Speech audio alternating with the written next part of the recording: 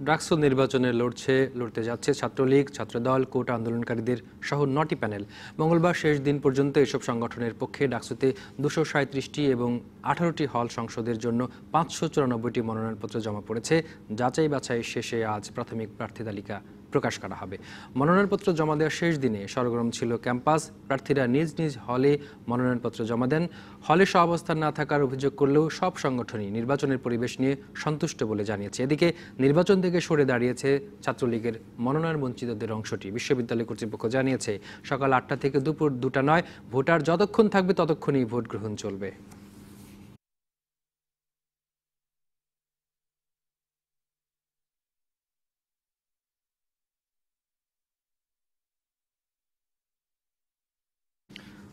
ফরিদপুর সরকারি রাজেন্দ্র কলেজ ছাত্র সংসদের ভোট গ্রহণ চলছে। 28টি কক্ষের 83টি বুথে বিকেল 3টা পর্যন্ত চলবে ভোট গ্রহণ। কলেজটিতে মোট ভোটার 28,480 জন। ভোটে লড়ছেন ছাত্রলীগ, ছাত্রদল, ছাত্র মুক্তিজোট, ছাত্র ইউনিয়ন ও স্বতন্ত্র 69 জন প্রার্থী। 6টি প্যানেল হলেও মূলত ছাত্রলীগের মারুফ সজল গোপাল ও ছাত্রদলের মামুন জহির ফয়সাল পরিষদের মধ্যে প্রতিদ্বন্দ্বিতা হচ্ছে। নির্বাচনে 115 প্রিজাইডিং ও সহকারী প্রিজাইডিং অফিসার নিয়োগ দেওয়া হয়েছে।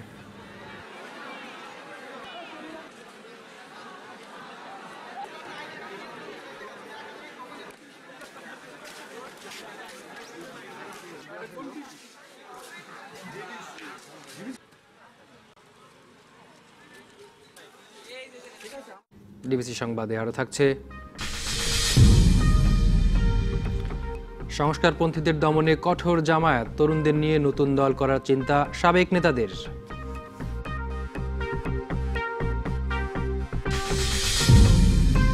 চকবাজারে ভয়াবহ আগুনে ক্ষতিগ্রস্ত ওয়াহিদ ম্যানশন কিছু পরীক্ষা নিরীক্ষার পর সংস্কার করে ব্যবহার করা যাবে বলে জানিয়েছে বুয়েটের প্রতিনিধি দল। সকালে চকবাজার আগুনে ক্ষতিগ্রস্ত ভবন পরিদর্শন করে তারা জানান অপর 3টি ভবনও সংস্কারের পর ব্যবহার করা যাবে। শুরুটা কি কেমিক্যাল থেকে হয়েছে কিনা সেটা, whether the Chowkbazar fire originated from chemical storage or not can be known by the video footages. বেতন প্রায় দ্বিগুণ করা হলেও সরকারি দপ্তরগুলোতে কমেনি দুর্নীতি। পরিসংখ্যান বলছে গত 3 বছরে সরকারি কর্মকর্তা কর্মচারীদের বিরুদ্ধে দুর্নীতি দমন কমিশনের অভিযোগ আরও বেড়েছে। ভূমি, স্বাস্থ্য, শিক্ষা, ব্যাংক, ওয়াসা, কাস্টমস এবং সড়ক ও জনপথ সহ বিভিন্ন দপ্তরের কর্মকর্তা কর্মচারীদের বিরুদ্ধে প্রতিনিয়তই অভিযোগ পড়ছে কমিশনে। ঘুষের টাকাসহ দুদকের হাতে ধরা পড়েন চট্টগ্রাম কাস্টমস হাউসের রাজস্ব কর্মকর্তা নাজিম উদ্দিন আহমেদ। গত 10 জানুয়ারি গোপন তথ্যের ভিত্তিতে অভিযান চালিয়ে তাকে আটক করা হয়। ঘুষ ও বিভিন্ন দুর্নীতির দায়ে গত 3 বছরে দুদকের হাতে আটক হয়েছেন 637 জন, যাদের বেশিরভাগই সরকারি কর্মকর্তা কর্মচারী। পরিসংখ্যান বলছে 2014 সালে দুদকে লিখিত অভিযোগ জমা হয় 12,500টি, 2015 সালে 10,415, 2016 সালে 13,000, 2017 সালে 17,983, 2018 সালে 17,000 অভিযোগ জমা হয়। এসব অভিযোগের প্রায় অর্ধেকই সরকারি কর্মকর্তা কর্মচারীদের বিরুদ্ধে। আমি দুর্নীতি দমন কমিশনের অভিযোগ কেন্দ্র থেকে বলছি। 2017 সালের 27 জুলাই দুদকের হটলাইন চালু হওয়ার পর এ পর্যন্ত ফোনে সরকারি কর্মকর্তা কর্মচারীদের বিরুদ্ধে লক্ষাধিক অভিযোগ জমা পড়েছে। দুদকের নথিপত্র বলছে সরকারি দপ্তরগুলোর মধ্যে ভূমি প্রশাসন, স্বাস্থ্য, শিক্ষা, ব্যাংক, ওয়াসা, বিদ্যুৎ, কাস্টমস এবং সড়ক ও জনপথ অধিদপ্তরে সবচেয়ে বেশি দুর্নীতি হয়। দৃষ্টান্তমূলক শাস্তি নিশ্চিত না হওয়ায় দুর্নীতি কমছে না বলে মনে করেন টিআইবির নির্বাহী পরিচালক।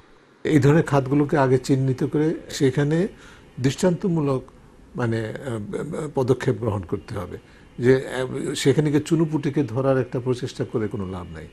সরকারি চাকরিজীবীদের জীবনমানে উন্নতি ও দুর্নীতি কমাতে বেতন প্রায় দ্বিগুণ করে 8ম পে স্কেল ঘোষণা করা হয়, যা 2016 সালের 1 জুলাই কার্যকর করা হয়।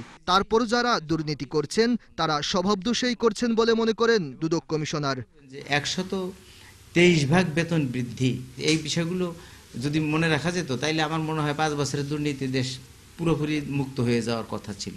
সকল সরকারি দপ্তরের ব্যাপারেই আমাদের নজরদারি আছে। দুর্নীতি করে এই দেশে কেউ পার পাবে এটা দুর্নীতি দমন কমিশন মনে করে না। সরকারি দপ্তরগুলোতে দুদকের চলমান অভিযান আরও জোরদার করা হবে বলে জানা গেছে। Aditya Arafat, GBC news, Dhaka.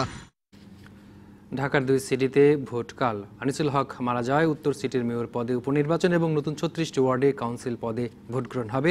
এর মধ্যে সব প্রস্তুতি শেষ করেছে নির্বাচন কমিশন। সন্ধ্যার মধ্যে সব কেন্দ্রে ব্যালট পেপার সহ নির্বাচনী সরঞ্জাম পৌঁছে যাবে বলে জানিয়েছে ইলেকশন কমিশন। এই মুহূর্তে মানিক মে এভিনিউয়ে রাজধানী উচ্চ বিদ্যালয়ে সিটি কর্পোরেশন নির্বাচনের সরঞ্জাম বিতরণ কার্যক্রম চলছে। সেখানে আছেন সহকর্মী তাহসিনা জেসি, তিনি আমাদের সঙ্গে এখন সরাসরি যোগ দিচ্ছেন।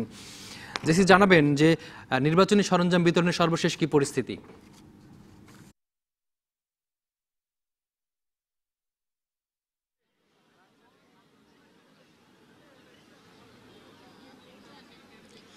ইব্রাহিম, আমি জানাতে চাই যে রাজধানীর 8টি স্থান থেকে ঢাকা উত্তর সিটি কর্পোরেশন নির্বাচনের সরঞ্জামাদি বিতরণ করা হচ্ছে। তার মধ্যে রাজধানী উচ্চ বিদ্যালয় একটি। এখান থেকে ঢাকা উত্তর সিটি কর্পোরেশনের 6টি ওয়ার্ডের 137টি কেন্দ্রে সরঞ্জামাদি বিতরণ করা হচ্ছে। প্রত্যেকটি কেন্দ্রের যারা প্রিজাইডিং অফিসার রয়েছেন তারা এখানে এসে তাদের নির্বাচনী সরঞ্জামাদি বুঝে নিচ্ছেন বলে আমরা দেখেছি। এবং এখানকার যে ঢাকা উত্তর সিটি কর্পোরেশনের যে রিটার্নিং কর্মকর্তা রয়েছেন, সহকারী রিটার্নিং কর্মকর্তা রয়েছেন শামসুল হক, তার তত্ত্বাবধানে এখানে এই সরঞ্জামাদি বিতরণ চলছে।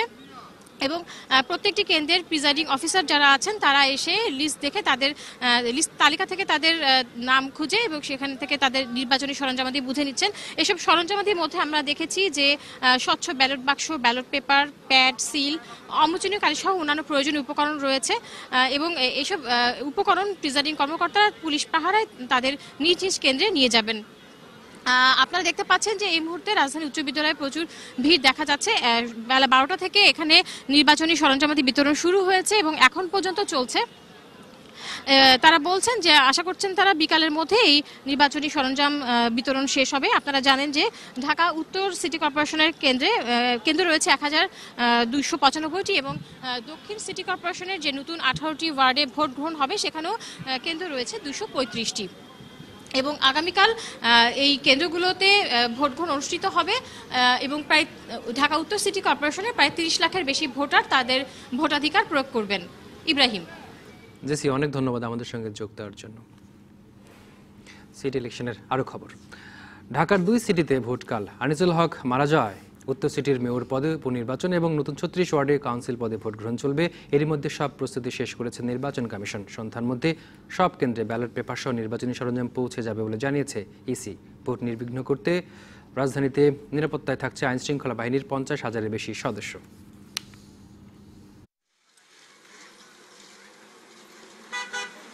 ঢাকা উত্তর সিটি কর্পোরেশনের মেয়র আনিসুল হক ও 21 নম্বর ওয়ার্ড কাউন্সিলরের মৃত্যুতে শূন্য পদে উপনির্বাচন এবং 2 সিটিতে নতুন যুক্ত 36টি সাধারণ ওয়ার্ডের ভোট গ্রহণের সার্বিক প্রস্তুতি সম্পন্ন করেছে নির্বাচন কমিশন। ঢাকা উত্তর সিটিতে মোট ভোটার 30 লাখেরও বেশি, ভোট কেন্দ্র 1295টি, মেয়র প্রার্থী 5 জন, সংরক্ষিত 6টি ওয়ার্ডে 45 জন এবং সাধারণ ওয়ার্ডে 124 জন প্রার্থী প্রতিদ্বন্দ্বিতা করছেন। অন্যদিকে ঢাকা দক্ষিণ সিটিতে 18টি ওয়ার্ডে ভোটার প্রায় 5 লাখ, সংরক্ষিত 6টি ওয়ার্ডে 24 জন এবং সাধারণ 18টি ওয়ার্ডে 125 জন প্রার্থী লড়ছেন এই ভোটে। 2 সিটিতে 1530 কেন্দ্রে ভোট গ্রহণের জন্য প্রস্তুত আইনশৃঙ্খলা বাহিনী।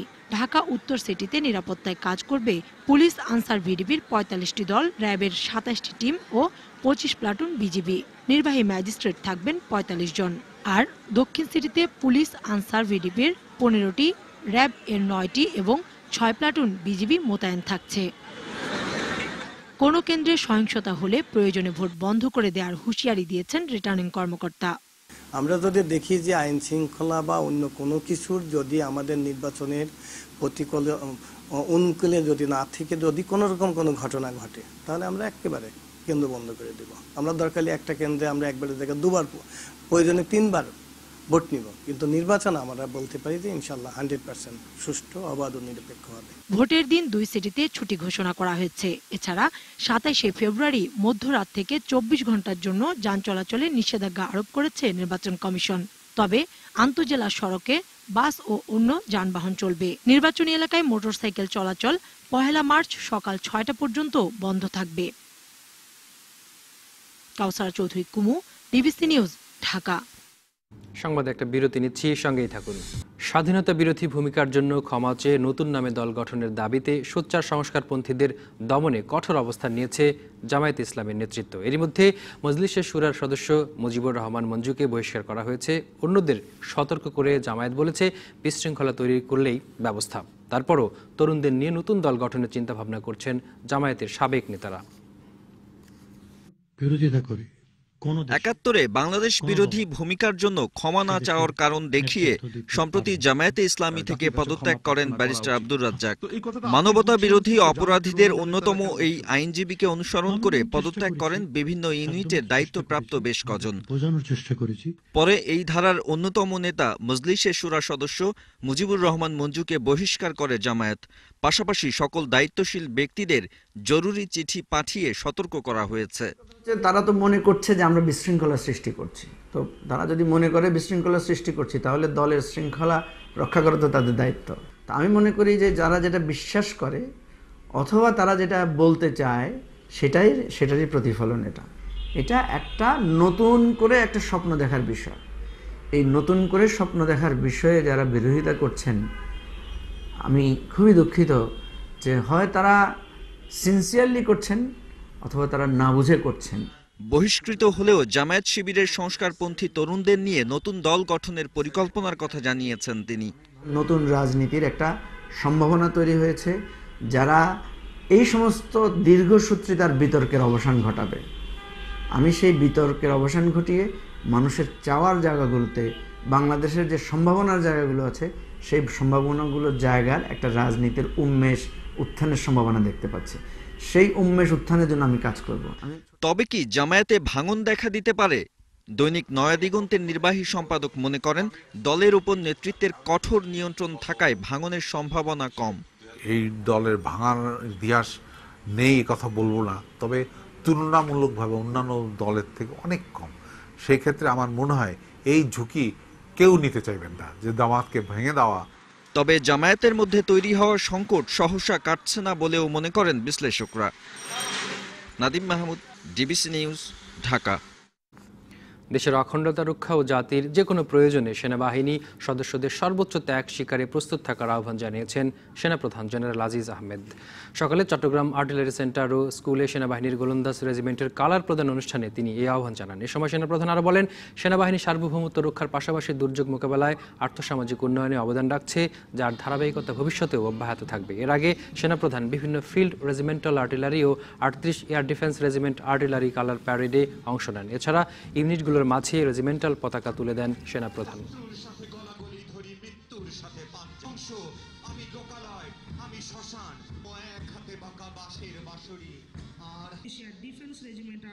তথা জাতীয় যে কোনো প্রয়োজনে সেনাবাহিনীকে সর্বোচ্চ ত্যাগ স্বীকারে সদা প্রস্তুত থাকতে হবে। প্রাকৃতিক ও মানব সৃষ্ট দুর্যোগ মোকাবেলা সহ দেশের আর্থ সামাজিক এবং অবকাঠামোগত উন্নয়নে গুরুত্বপূর্ণ অবদান রেখে চলেছে। বর্তমানে দেশের যোগাযোগ ব্যবস্থার উন্নয়নে বাংলাদেশ সেনাবাহিনী অভূতপূর্ব অবদান রাখছে। 12,459 কোটি 79 লাখ টাকা ব্যয়ে 13টি প্রকল্প অনুমোদন দেওয়া হয়েছে একনেকে। সকালে রাজধানীর শের বাংলা নগরে এনইসি সম্মেলন কক্ষে প্রধানমন্ত্রী শেখ হাসিনার সভাপতিত্বে এসব প্রকল্পের অনুমোদন দেওয়া হয়। এর মধ্যে সবচেয়ে বড় প্রকল্প হচ্ছে 3,322 কোটি 34 লাখ টাকা ব্যয়ে বড়পুকুরিয়া বগুড়া কালিয়াকৈর 400 কেভি লাইন প্রকল্প। এছাড়া দ্বিতীয় গুরুত্বপূর্ণ প্রকল্প হিসেবে অনুমোদন পেয়েছে 1,620 কোটি টাকা ব্যয়ে চট্টগ্রাম মহানগরীর বন্যা নিয়ন্ত্রণ, জলাবদ্ধতা নিরসন ও নিষ্কাশন প্রকল্প। এ সময় চট্টগ্রামের উন্নয়ন সমন্বয়ে উচ্চতর কমিটি গঠনের অনুশাসন দেন প্রধানমন্ত্রী। বৈঠক শেষে পরিকল্পনা মন্ত্রী এসব তথ্য জানান। এ সময় তিনি বলেন, চলতি অর্থ বছরের প্রথম 7 মাসে এডিপি বাস্তবায়নের হার ছিল 34.43%, টাকার অঙ্কে যার পরিমাণ 62,282 কোটি টাকা। দক্ষিণ এশিয়ায় প্রাথমিক বিদ্যালয়ে শিক্ষার্থী অংশগ্রহণে এগিয়ে থাকলেও মানেই পিছিয়ে বাংলাদেশ। এছাড়া শিক্ষা কার্যক্রমের অনুন্নত মানের কারণে 11 বছরের মধ্যে 4.5 বছরই নষ্ট হয় শিক্ষার্থীদের। বিশ্বব্যাংকের ওয়ার্ল্ড ডেভেলপমেন্ট রিপোর্ট 2018-তে উঠে এসেছে এমন তথ্য। সকালে রাজধানীর একটি হোটেলে এই রিপোর্ট প্রকাশ করা হয়। এতে বলা হয়, শিক্ষা খাতে বাংলাদেশের বাজেট দক্ষিণ এশিয়ার অন্যান্য দেশগুলোর তুলনায় কম এবং মালয়েশিয়ার শিক্ষা বাজেটের অর্ধেক। বিশ্বব্যাংকের গবেষণা বলছে, শিক্ষা খাতে যে অর্থ বরাদ্দ দেওয়া হয় তা ঠিকভাবে দেওয়া হয় না, তাই শিক্ষার মান সন্তোষজনক অবস্থায় পৌঁছায় না। বিশ্বব্যাংকের এডুকেশন গ্লোবাল প্র্যাকটিসের ব্যবস্থাপক ক্রিশ্চিয়ান এদো বলেন, দরিদ্রতা ও পুষ্টি এবং শিক্ষকদের অদক্ষতায় শিক্ষার মানে পিছিয়ে আছে বাংলাদেশ। দারিদ্রতা ও পুষ্টি এবং শিক্ষকদের অদক্ষতার কারণে শিক্ষার মানে বাংলাদেশ পিছিয়ে আছে। এছাড়া স্কুল ব্যবস্থাপনা উন্নত করা, দক্ষ শিক্ষক নিয়োগ, শিক্ষাদান পদ্ধতির সংস্কার এবং বাজেট শিক্ষা খাতে আরও বরাদ্দ দেওয়া উচিত। নারায়ণগঞ্জের নিতাইগঞ্জে ব্যবসায়ী লিটন হত্যা মামলায় 3 জনের মৃত্যুদণ্ড দিয়েছেন আদালত। দুপুরে অতিরিক্ত জেলা ও দায়রা জজ দ্বিতীয় আদালতের বিচারক শেখ রাজিয়া সুলতানা এই আদেশ দেন। এ সময় 3 আসামির মধ্যে রফিকুল ও হাবিব ওরফে কাউসার আদালতে উপস্থিত ছিলেন। অপর আসামি শরীফ মিয়া পলাতক রয়েছেন। 2010 সালে পূর্ব শত্রুতার জেরে ব্যবসায়ী লিটনকে রাস্তা থেকে তুলে নিয়ে নিতাইগঞ্জের পরিত্যক্ত বাড়িতে ধারালো অস্ত্র দিয়ে কুপিয়ে হত্যা করে রফিক, হাবিব ও শরীফ মিয়া। ডিবিসি সংবাদে আরও থাকছে, ডোনাল্ড ট্রাম্প ও উত্তর কোরিয়ার নেতা কিম জং উন ভিয়েতনামে দ্বিতীয় দফা বৈঠকে বসছেন আজ।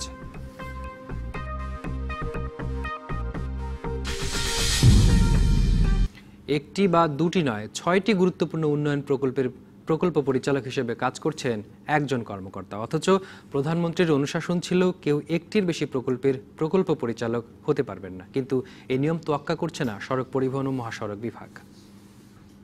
কাজ শেষ হয়নি, কাজ তো রানিং, কাজ শেষ না করলে তো ভোট কিস্তি পাবে না। কিন্তু এখনো টাইম আছে স্যার, মানে টাইম শেষ হয়নি তার ওয়ার্ক অর্ডার টাইমটা আছে না। এইটা এই জন্যই তো শুনেন আপনি এখানে গাফিলতি আপনার। তুষারকান্তি সাহা আছেন সড়ক ও জনপদ অধিদপ্তরে অতিরিক্ত প্রধান প্রকৌশলী হিসেবে। গুরুদায়িত্ব পালন করছেন সিলেট বিভাগের 6টি উন্নয়ন প্রকল্পের প্রকল্প পরিচালক হিসেবেও, যার মোট ব্যয় 2266 কোটি টাকা। সবশেষ প্রকল্পের দায়িত্ব পেয়েছেন 2018 জানুয়ারিতে সিলেট জেলার মহাসড়কের মানোন্নয়ন এবং প্রস্থ বাড়ানোর প্রকল্প। কিন্তু গত 13 মাসে কাজ হয়নি একটুও। তার আগের প্রকল্পটি ছিল 2017 জানুয়ারিতে। 25 মাসে ওই প্রকল্পের কাজ হয়েছে 4%-এরও কম। আর সিলেট শহরের বাইপাস গ্যারিসন লিংক থেকে শাহপরান সেতুঘাট রাস্তাকে 4 লেনের মহাসড়কে রূপান্তরের কথা ছিল 2018 ডিসেম্বরের মধ্যে, কিন্তু এখনও শেষ হয়নি তা। নির্ধারিত সময়ের মধ্যে বিমানবন্দর বাইপাস ইন্টারসেকশন লালবাগ সালুটিকর কোম্পানিগঞ্জ জাতীয় সড়ককে মহাসড়কে রূপ দিতে হলে আগামী জুনের মধ্যে শেষ করতে হবে বাকি 42% কাজ। এছাড়াও আরও 2টি প্রকল্পের প্রকল্প পরিচালক হিসেবে কাজ করছেন তুষারকান্তি সাহা, যেগুলো নির্ধারিত সময় শেষ হওয়া নিয়ে রয়েছে সংশয়। কথা তো একটাই কথা, সেটি হচ্ছে নির্দিষ্ট সময়ে নির্দিষ্ট অর্থের বিনিময়ে নেওয়া প্রকল্পটি নির্দিষ্ট মান সম্পন্ন করে প্রকল্প সম্পন্ন করা, এটি হচ্ছে আসল কথা। প্রধানমন্ত্রী অনুশাসন না মেনে এক ব্যক্তির একাধিক প্রকল্প পরিচালক হবার ঘটনায় ক্ষুব্ধ পরিকল্পনা মন্ত্রীও। আমার কিছু করার নাই, আমি আপনাদের শাস্তি দিতে পারবো না, ইচ্ছাও নাই, প্রশ্ন উঠে না, আমি এটা শুধু নজরে আনবো। That I am telling you, আমার আপনাকে জানিয়ে যাচ্ছি যে আপনার কর্তৃপক্ষ এবং সর্বোচ্চ কর্তৃপক্ষের নজর আমি টানবো। অন্যান্য প্রকল্পেও নিয়ম ভেঙেছে সড়ক পরিবহন ও মহাসড়ক বিভাগ। আনোয়ারুল আমিন নামের আরেক ব্যক্তিকে 4 প্রকল্পের প্রকল্প পরিচালক হিসেবে নিয়োগ দিয়েছে সংস্থাটি। Arif Rahman, DBC news, Sylhet. সকালে রাজধানী সহ বিভিন্ন জেলায় ঝোড়ো হাওয়া সহ থেমে থেমে বৃষ্টি হচ্ছে। দুর্ভোগে পড়েছেন নগরবাসী। রাস্তায় গণপরিবহন কম থাকায় ভোগান্তিতে পড়েছেন অফিসগামী যাত্রীরা। বৈরী আবহাওয়ার কারণে দেশের 4টি সমুদ্রবন্দর সহ উপকূলীয় এলাকায় 3 নম্বর সতর্ক সংকেত দিয়েছে আবহাওয়া অফিস। এছাড়া নদীবন্দরগুলোকে 2 নম্বর হুঁশিয়ারি সংকেত দেখাতে বলা হয়েছে। উত্তর বঙ্গোপসাগরে অবস্থানরত মাছ ধরার নৌকা ও ট্রলারগুলোকে পরবর্তী নির্দেশ না দেওয়া পর্যন্ত সাবধানে চলাচল করতে বলা হয়েছে। আবহাওয়া অফিস জানিয়েছে, বায়ুমণ্ডলে জলীয় বাষ্পের পরিমাণ বেড়ে যাওয়ায় বজ্রপাত সহ বৃষ্টি হচ্ছে।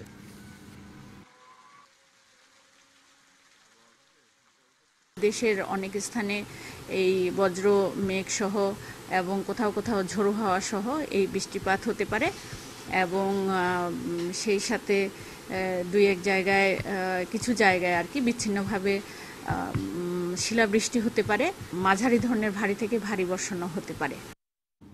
আরেকটি বিরতি নিচ্ছি, সঙ্গেই থাকুন। স্বাগত আরেকবার ডিবিসি সংবাদে। এ পর্যায়ে মার্কেন্টাইল ব্যাংক সংবাদ শিরোনামগুলো জানাবো আরেকবার।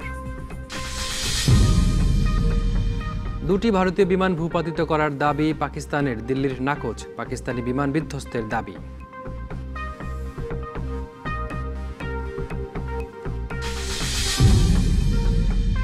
ঢাকা উত্তরে মেয়র ও 2 সিটির নতুন 36 ওয়ার্ডে ভোটকাল, বিতরণ করা হচ্ছে নির্বাচনী সরঞ্জাম।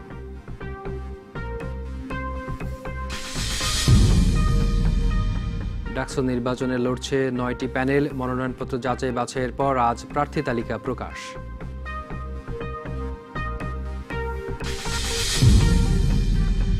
এবং বেতন প্রায় দ্বিগুণ করা হলেও সরকারি দপ্তরে দুর্নীতি কমেনি। 3 বছরে দুদকে বেড়েছে অভিযোগ।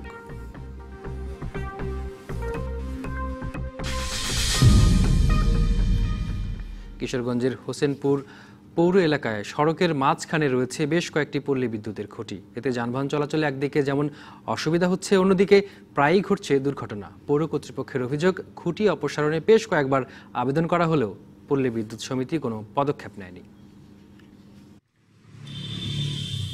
বছর 2 আগে প্রায় 6 কোটি টাকা ব্যয়ে সড়ক প্রশস্ত করার কাজ করা হয় কিশোরগঞ্জের হোসেনপুর পৌরসভা এলাকায়। এ সময় হোসেনপুর বাজার থেকে কুড়িঘাট মোড় পর্যন্ত সড়কের মাঝখানে রয়ে যায় 25 থেকে 30টি বিদ্যুতের খুঁটি। এসব খুঁটির কারণে প্রায় প্রতিদিনই ঘটছে দুর্ঘটনা। অনেক সময় গাড়ি ফুটপাতে উঠে পড়ে। 1.5 বছরেও ঝুঁকিপূর্ণ খুঁটিগুলো অপসারণ না করায় ক্ষোভ জানিয়েছে স্থানীয়রা। রাস্তার মাঝখানে বিদ্যুতের খুঁটিগুলো দেওয়াতে প্রতিনিয়ত দেখা যাচ্ছে যে সড়ক দুর্ঘটনা হচ্ছে। পিলারগুলা জন্য প্রতিদিনই দুর্ঘটনা ঘটতেছে। কিছুদিন আগে এখানে এক ট্রাক এসে পিলারের মাঝে লাগাই দিয়ে অ্যাক্সিডেন্ট করছে। পিলারে যদি থাকে তাহলে রাস্তা করে লাভ কি? আমাদের প্রায় এখানে অ্যাক্সিডেন্ট হচ্ছে, কাজে আমরা এগুলি পিলারগুলি নিষ্কাশন চাই। পৌর কর্তৃপক্ষ বারবার আবেদন জানালেও এ পর্যন্ত সাড়া দেয়নি পল্লী বিদ্যুৎ সমিতি। পিলারে গাছ গুছলিয়া আমরা যেতেই না, দুইটা মাস জাম লাগে। অটো গেলেও কিংবা কোচিং করে যেতে হয়, আর বড় গাড়ি গেলে দুগুণের উপরে উঠে যায়। তবে পল্লী বিদ্যুৎ সমিতি বলছে শিগগিরই নতুন সঞ্চালন লাইন চালু করে খুঁটিগুলো অপসারণ করা হবে। চলমান এসএসসি পরীক্ষার কারণে আমরা রেগুলার শাটডাউন দিতে একটু জটিলতা হচ্ছে, তবে আমরা পরিকল্পনা মাফিক শাটডাউন দিচ্ছি এবং আমাদের কাজ দ্রুত গতিতে এগিয়ে চলছে। সড়কের মাঝখানে এসব ঝুঁকিপূর্ণ খুঁটির কারণে সবচেয়ে বেশি বিপাকে পড়ে মালবাহী যানবাহন। DBC news desk.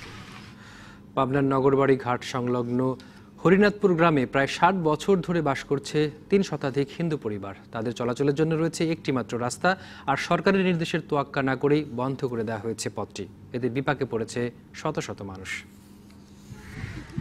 1960 সাল থেকে হরিনাথপুরে বসবাস এই পরিবারগুলোর। ঘাটকেন্দ্রিক বিভিন্ন ব্যবসা বাণিজ্যই এই পরিবারগুলোর অন্যতম জীবিকা। একমাত্র পথটি বন্ধ করে পরিবারগুলোকে উচ্ছেদের চেষ্টা চালায় একটি প্রভাবশালী মহল। পথ বন্ধ, পদে পদে ভোগান্তি, তাই সামাজিক অনুষ্ঠান বন্ধ। আত্মীয় স্বজনরাও আসেন না এ পাড়ায়। পূজা হলে আমরা মন্দির থেকে প্রতিমা কোথাও বিসর্জন দিতে পারছি না। আমরা হলো রাস্তার জন্য আমরা কোনো কিছু করতে পারছি না। বাচ্চা করে যাইতে সমস্যা হয়, মানে একটা বাজার করে ব্যাগ নিয়ে যাইতে সমস্যা। সংকীর্ণ পথে শয্যাশায়ী রোগীদের নেওয়া যাচ্ছে না হাসপাতালে, এমনকি সৎকারের জন্য মরদেহ বের করতেও পড়তে হয় বিপাকে।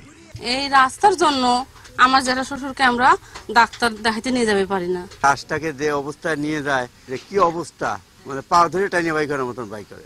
অভিযুক্ত 2 ভাই নজরুল ইসলাম ও আব্দুল আওয়াল জায়গা দখল করে ঘর নির্মাণ করায় প্রশস্ত রাস্তা এখন সরু গলিতে রূপ নিয়েছে।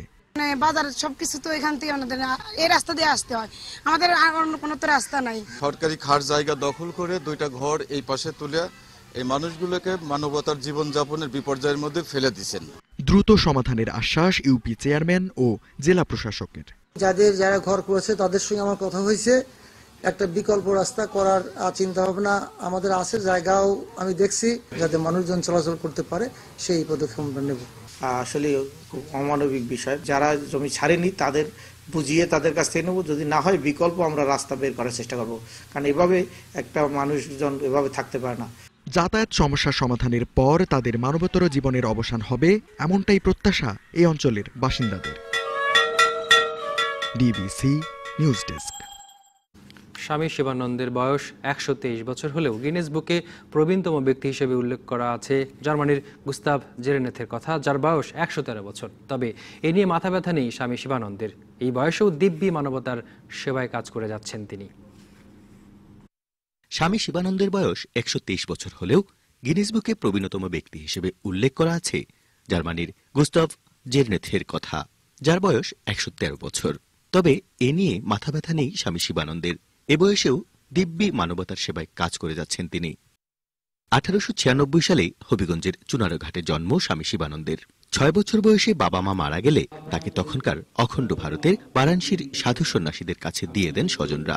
123 বছর বয়সী স্বামী শিবানন্দ সাধু সন্ন্যাসীদের সঙ্গে সুশৃঙ্খল জীবনযাপন করে বড় হয়েছেন। এখনও নিয়মিত যোগ ব্যায়াম করেন। খাবার তালিকায় আছে সেদ্ধ করা সবজি, ভাত ও ডাল, সঙ্গে থাকে 2টি কাঁচামরিচ, খান না তেল মশলা, দুধ বা ফল। ফল টল জাতীয় কোনো কিছুই খান না। কেন খান না? ওনার কথা হলো যে গরিবরা তো এটা সংগ্রহ করতে পারে না।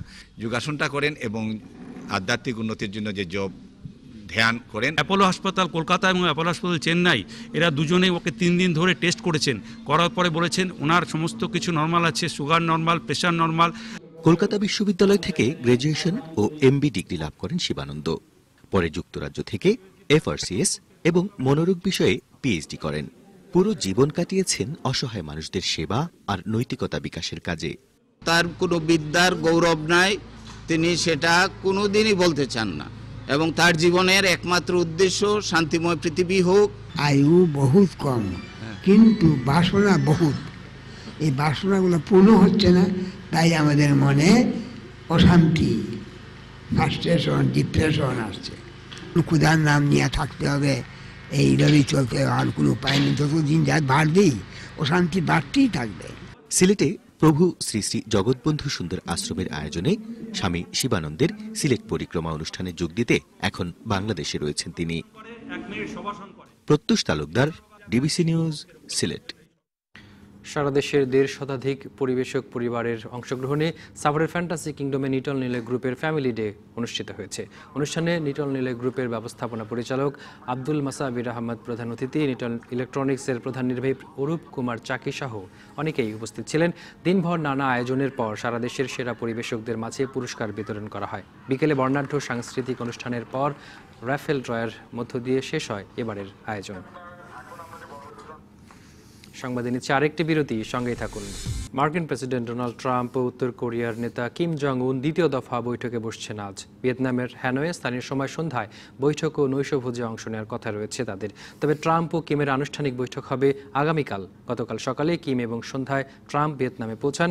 বুধবার সকালে এক টুইট বার্তায় ট্রাম্প বলেন, উত্তর কোরিয়া পরমাণু নিরস্ত্রীকরণ করলে তা হবে অসাধারণ ঘটনা। এ নিয়ে সমঝোতায় পৌঁছাতেই আলোচনা করবেন তারা। গেল বছর 12 জুন সিঙ্গাপুরে প্রথম বৈঠক করেন এই দুই নেতা।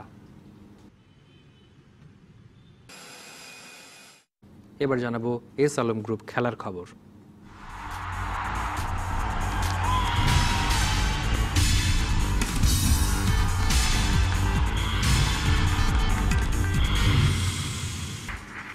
কন্ডিশনের সাথে ভালোই মানিয়ে নিয়েছে টিম টাইগার্স। নিউজিল্যান্ডের শক্তি আর দুর্বলতাও ঠিকঠাক খুঁজে পেয়েছে দল, আর তাই হ্যামিল্টনের গ্রিন টপ যতই কঠিন হোক কিউইদের এক চুল ছাড় দিতে নারাজ টাইগার ক্যাপ্টেন রিয়াদ। বাংলাদেশ সময় বৃহস্পতিবার ভোর 4টায় শুরু হবে 3 ম্যাচ সিরিজের প্রথম টেস্ট। চোটের কারণে প্রথম টেস্ট খেলতে পারবেন না মুশফিক। মাহমুদুল্লাহ বলছেন, পাওয়া সুযোগ কাজে লাগাতে হবে তরুণদের। নিউজিল্যান্ডে এসে ওয়ানডে সিরিজে হোয়াইট ওয়াশ হয়েছে টিম টাইগার্স। 3 ম্যাচের একটাতেও লড়াই জমাতে পারেনি বাংলাদেশ। সাদা বলের চেয়ে লাল বলের খেলায় টাইগাররা বরাবরের মতোই আনাড়ি। একে তো বিদেশের ঘর, তার উপর কিউই কন্ডিশন। নিউজিল্যান্ডে এসে এখনও পরীক্ষার খাতায় কোনো নাম্বার যোগ করতে পারেনি বাংলাদেশ। কন্ডিশন, অপোনেন্ট আর ইতিহাস কোনো কিছুই পক্ষে না থাকার পরেও ভালো কিছু করে দেখাতে আত্মবিশ্বাসী ক্যাপ্টেন মাহমুদুল্লাহ রিয়াদ। ওভারসিজ কন্ডিশনে আমরা টেস্ট ম্যাচ জিততে পারবো কি পারবো না সবার ভিতরে এই সংশয়টা থাকে, বাট প্লেয়ার হিসেবে আমি মনে করি আমাদের মধ্যে ওই জিনিসগুলো কাজ করছে না। আমরা নিজেদেরকে মেন্টালি প্রস্তুত করেছি, এখন ইটস টাইম মানে ওইখানে আমরা কীভাবে পারফর্ম করি। সফর শুরুর আগেই চোটের কারণে দল থেকে ছিটকে গেছেন regular test captain Shakib Al Hasan. প্রথম টেস্টের আগে ইনজুরিতে মুশফিকও। দলের সেরা 2 ক্রিকেটারকে হারিয়ে কঠিন চ্যালেঞ্জের মুখে দল। রিয়াদ বলছেন, নিজেদের সামর্থ্য প্রমাণে তরুণদের জন্য এটাই মোক্ষম মৌকা। তারা দুজন না থাকাতে অবশ্যই এটা আমাদের দলের জন্য যতটুকু অপরিহার্য এটা আমরা সবাই জানি। অ্যাট দ্য সেম টাইম আমার মনে হয় যারা ওই অপরচুনিটিগুলো পাবে তারা যেন নিজেদেরকে প্রস্তুত রাখে, যেন তারা দুই হাতে ওই সুযোগটা যেন নিতে পারে। এই প্রথম টাইগারদের বিপক্ষে নিজেদের মাটিতে 3 ম্যাচের টেস্ট সিরিজ খেলছে নিউজিল্যান্ড। টানা 3 টেস্ট জিততে পারলে আসন্ন টেস্ট চ্যাম্পিয়নশিপে 2 নম্বর দল হিসেবে মাঠে নামতে পারবে দ্য ব্ল্যাক ক্যাপস। তবে আপাতত প্রথম টেস্টেই ফোকাস রাখতে চান কিউই ক্যাপ্টেন। 3 ম্যাচের সিরিজ নিয়ে আমি এক্সাইটেড। গেল কয়েক বছর ধরে সব ফরম্যাটে ভালো ক্রিকেট খেলছে বাংলাদেশ। ওদের বিপক্ষে খেলাটা খুব একটা সহজ হবে না।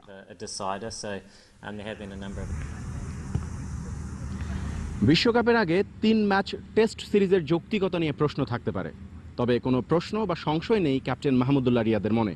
তিনি বলছেন, সাউথ আফ্রিকায় গিয়ে শ্রীলঙ্কা যদি টেস্ট সিরিজ জিতে আসতে পারে তাহলে নিউজিল্যান্ড থেকেও বাংলাদেশ ভালো কিছু নিয়েই বিশ্বকাপ পর্যন্ত যেতে পারবে। হাসান মাহাদি, ডিবিসি নিউজ, হ্যামিল্টন, নিউজিল্যান্ড। সংবাদ এই ছিল এখনকার মতো। এরপর বেলা 3টার সংবাদ নিয়ে আসবেন নিকিতা নন্দিনী। ডিবিসির সঙ্গে থাকুন 24 ঘন্টা।